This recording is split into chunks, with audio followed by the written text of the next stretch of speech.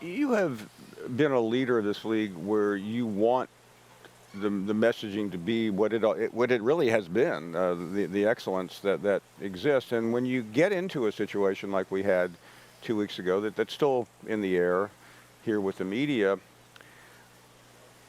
I want your reaction to it, but I would assume that it's very frustrating because that's not how you and I probably think the rest of the league views this conference. Yeah, it is. But I think you've seen, I think Nick's been clear. And when I called him the next morning, I shouldn't have made it about people. It's not about people. Right. That's the mistake in this. This is not about people and programs. This Are those is awkward about conversations after a big deal like this? When not, you have they're them all direct. I mean, yeah, they're direct. We have conversations all the time. The dialogue yesterday was exactly what I'd hoped. In fact, I may have seen 14 head football coaches more engaged in conversation across the entire room than I've ever experienced. And that was part of the challenge up front. And they're leaders; they have jobs to do. I said, and I got caught in an interview Monday, I've turned the page. Right. And what I saw in a room is people that are focused on their work. And that's the kind of focus that I need. And that's where, the frustration is developed because it's a distraction. And 3 weeks ago, I was in Washington, D.C. visiting with senators about here's our reality. I need us laser focused on solutions, and they're not easy solutions. And on that reality, and everyone theorized what was really behind Coach's comments. He wasn't far from your office, and I'm not saying he was directing them at you because I know you guys have talked many, many times. He's told us that. But can you tell us, those meetings in Washington and meetings that you have all the time, where are we going on this issue? Well, that's the uncomfortable unknown.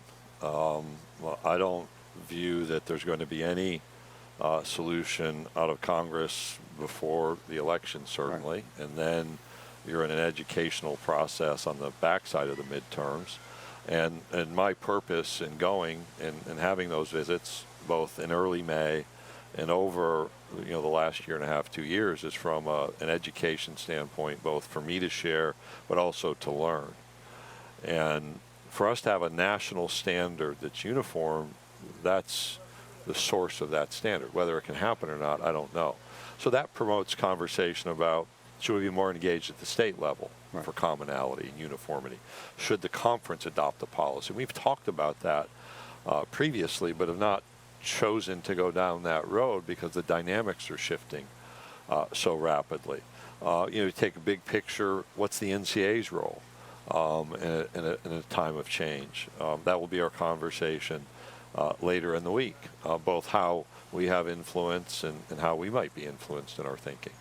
But it is going to be a time of discomfort, and I think I've said that in interviews before, because we're in a time of change. It's rapid. There are a lot of layers. There are a lot of complexities.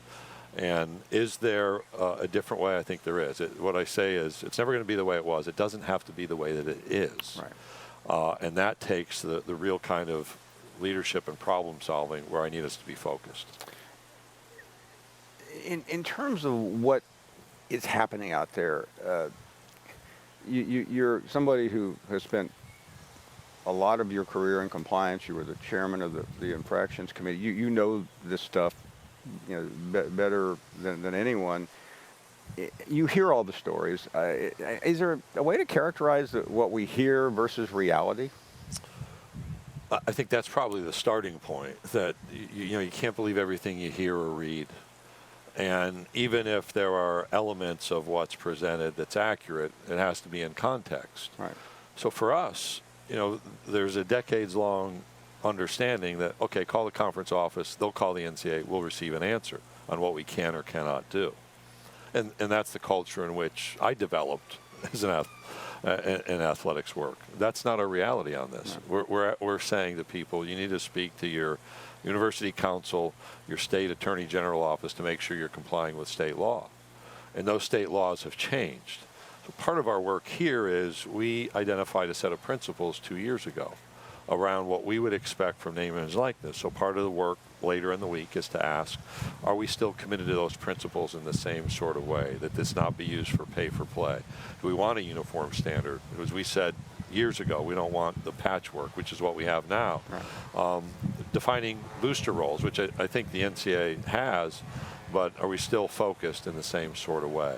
And I think that's a really important conversation. It's not headline grabbing, but the commitment to say, here's what we want to continue to pursue from a legislative solution, be it at a state level or at a federal level, or there's going to be some conversation about should the conference establish some set of policies. And I'm not going to over-predict that, but I expect that conversation to take place this week. With Commissioner Sankey, the other media story before this one mushroomed was about the future of this league, what it's going to look like. You've been quoted as saying there are endless numbers of models. Where is that right now in terms of what's ahead sooner? The quick history, we started in August. We focused on, to the extent we'd be prepared to make decisions here, to be prepared to make decisions, but we don't have to make decisions here. And so I think we're poised to, some questions have come up about information, so we'll probably need to gather a little bit more information. I think if you list 21 sports, there's a whole bunch that we're ready to go. A few, and football is going to lead, where still debate on what we should look like. We have a bit of uncertainty around the college football playoff. Would be the current format in 25. We've had really strong success at 8, and then 26 we'll have something. I don't know what that will be. So that's one of those dynamics that we have to take a step back and consider. Thank you for watching ESPN on YouTube. For live streaming sports and premium content, subscribe to ESPN+.